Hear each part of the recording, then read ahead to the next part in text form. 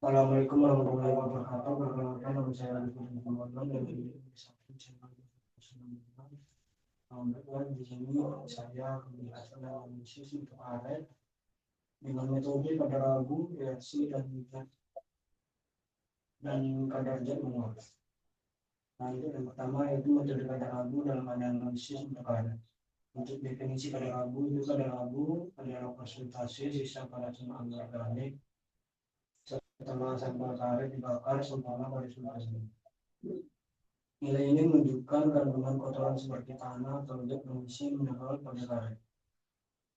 Prosedur pengujiannya itu sampel karet ditimbang, kemudian dibakar dalam ruangan AC pada suhu sekitar 600 sampai 700 derajat Celcius hingga habis terbakar. Kemudian sisa abu ditimbang dan dihitung persentase terhadap nilai awal. Nah, kemudian ada keunggulan dan keterbatasan. Jadi ini sederhana dan efektif mendeteksi zat penguasur anorganik, namun tidak dapat menggunakan jenis abu dan tidak mendeteksi zat organik yang terdegradasi menjadi gas.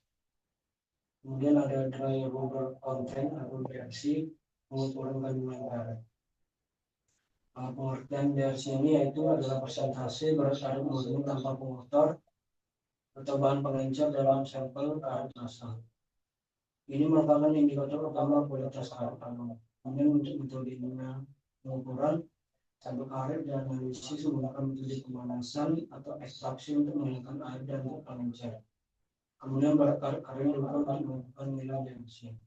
Kemudian ada analisis kadar zat menguap pada sampel karet yaitu tujuan pengujiannya itu mengukur persentase zat mudah menguap pada karet yang dapat mempengaruhi sifat fisik dan kimia karet seperti pengaruh dingin.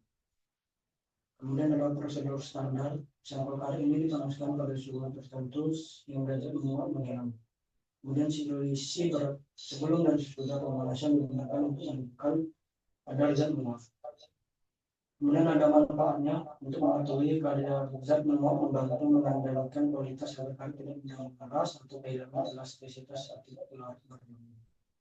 Kemudian ada perbandingan ketiga metode analisis pada bentuk karet ini. Yang pertama itu ada kadar abu, maka biasanya itu sederhana dan cepat. Untuk keterbatasannya itu membedakan jenis abu. Kemudian untuk parameter utama itu kandungan kepadatan dan volume. Kemudian pada metode DRC menilai kualitas karet. Kemudian memerlukan alat khusus dengan kandungan karet kering. Nah, untuk selanjutnya itu kadar zat menguap, mendeteksi pengencer dan pelarut. Proses pemanasan harus presisi kemudian persentase zat mudah menguap. Nah, untuk terbaik dalam pengambilan sampel untuk analisis untuk karet ini yaitu penting untuk memilih sampel dari berbagai bagian batch agar hasil tes mencerminkan kualitas keseluruhan karet. Kemudian ada pengawetan sampel. Simpan sampel dalam kondisi yang sesuai untuk menghindari perubahan kandungan air dan degradasi bahan kimia yang mempengaruhi hasil dari analisis ini. Kemudian ada penerapan hasil analisis mutu dalam industri pengolahan karet. Itu yang pertama ada pengendalian proses produksi, kemudian data kualitas validasi dan kadar abu digunakan untuk memastikan stabilitas mutu selama produksi. Yang kedua itu ada optimalisasi permulaan produk.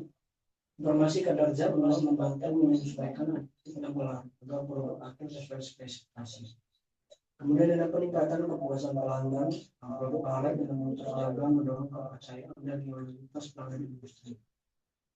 Kemudian ada tantangan dan solusi dalam analisis mutu karet. Nah, untuk tantangannya ini akurasi, variasi suhu dan kondisi alat dapat mempengaruhi hasil pengujian dari deteksi dan kandungan. Kemudian ada pengukuran kadar zat menguap ini untuk tantangannya itu kesalahan dalam proses pemanasan, kemudian menimbulkan ketidakakuratan pada zat menguap. Kemudian untuk solusinya yaitu penerapan oven dan alat timbangan yang berkalibrasi serta pelatihan operator secara berkala.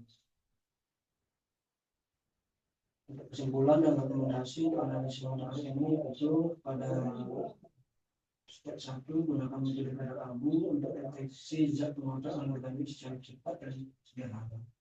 Kemudian Prioritaskan pengujian reaksi sebagai indikator utama kualitas karya alam yang terkait dengan lingkungan. Kemudian periksa pada untuk memastikan keseimbangan pengaruh dan menjaga sifat fisik karya.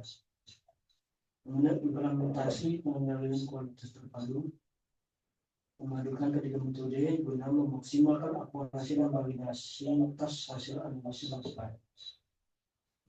Sekian presentasi dari saya. Assalamualaikum warahmatullahi wabarakatuh.